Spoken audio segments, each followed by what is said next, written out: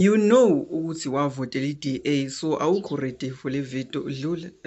Dlula. For those who have decided to stay, sanibonani, ngiye ngizwe kuthiwa the truth shall set you free. So lalela mntu omnyama. Ngonyaka 1971 amasosha ase-America ayisekhathele ukusebenzisa induku zokuqhweba for impi. And so bagadarisha wonke ama-scientists bakhipha imali engango-10 million bathi bacela ukwakhelwa something abazoyisebenzisa kwi-population without having ukuthi kuqalwe impi, i-population ivele nje destroyeke. And so ama-scientists aqala akha something that will attack the immune system yomuntu imenze abe weak. Le information mina ngiyithole from the US Congressional Record, i-House Bill 15090. Hamba uyobheka.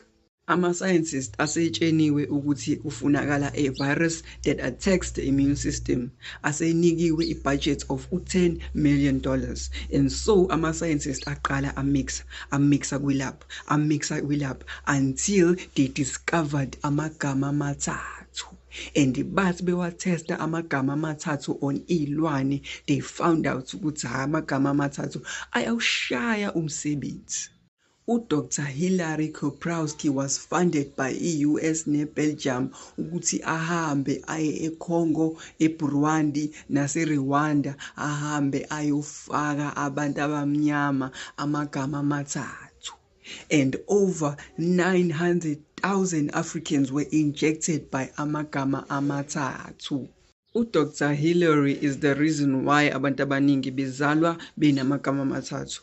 Dr. Hilary kanye ne-team yakhe is the reason why most yama-South Africans kumele baphuze something before they sleep in order to survive.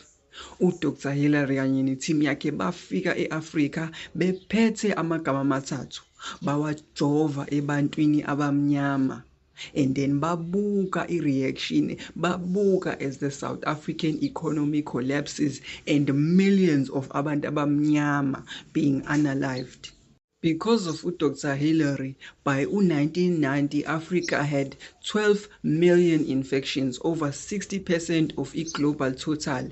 And today, in 2025, sub-Sahara Africa accounts to 67% of its global amagama amathathu cases.